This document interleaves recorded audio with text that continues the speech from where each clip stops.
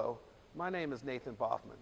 As part of my organizational behavior class at West Texas A&M, I created a short video presentation about networking. Not computer networking, but people networking.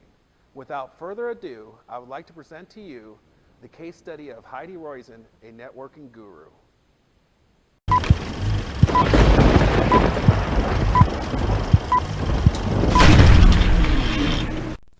The case study of Heidi Roizen, a networking guru, narrated by Nathan Boffman.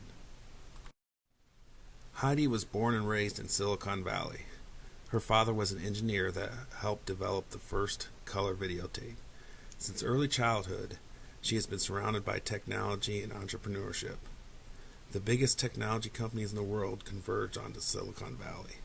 Microsoft and Apple got their start around the time that Heidi was getting her career started. In December of 1979, she graduated from Stanford with a bachelor's degree in English, a couple semesters early. The job market was challenging for an English major, with technology jobs readily available, especially in Silicon Valley. However, Roizen found a job at Tandem Computer as the editor of the company's newsletter with the help of a friend who knew the person in charge of hiring. This job allowed her to connect with the top officials of the company, including the CEO. Heidi's first taste of networking helped pave the way for one of, if not the most connected person in Silicon Valley. Heidi returned a few years later to Stanford and got a master's in business administration. Throughout Heidi's career, her network of people just kept getting larger. She knew the likes of Bill Gates and many CEOs. Heidi built a successful network because she is an intelligent giver. According to Adam Grant, there are three types of people: givers, takers, and matchers. Givers like to give and help, takers like to take, and they canalize other takers. And matchers are people that want to be fair, a favor for a favor type of person. Most people are matchers and only 8% of people are takers. Most takers are narcissistic. A high percentage of givers give too much and they fail because of it. However, smart givers have a high success rate. If one is a giver, then they will be really good or really bad at their job. There is no in between. Heidi was eager to connect to people. However, if she did not find the connection mutually beneficial, then she would not make the connection. When it comes to networking, one has to be a giver and a taker. If one only gives or takes, then the networking will not work. She made sure to give wisely and efficiently.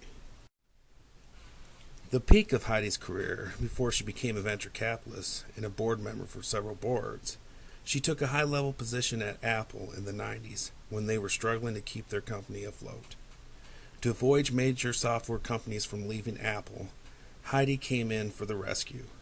She helped and knew a lot of CEOs throughout her career and was able to get some major companies to continue to make software for Apple. If Heidi was not a likable giver, then her contacts would have been useless. These people could not tell her no. Another interesting note is that she helped reconcile Apple and Microsoft. Heidi created a giant network with people of all positions. She knows people that know a lot of people. That makes her network even bigger. Since Heidi does what she says she's going to do, many of the people in her network are eager to help her out. The main strength of Heidi's network is the size. However, that's the main downfall as well. Since she has a large size, she's networked with many people, and she gets over 100 emails a day. This can be taxing on one's time and can cause inefficiencies.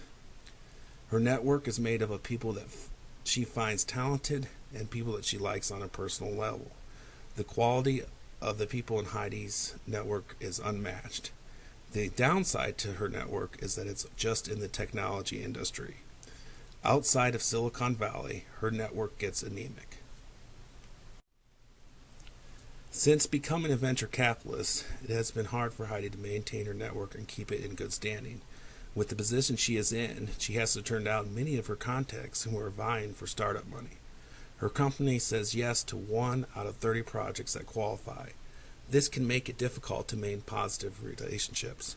After years of creating a vast network of people, it can be extremely challenging in adjusting and maintaining the network. This is such the case with Heidi's network. Even though she is a network guru, all networks can use improving.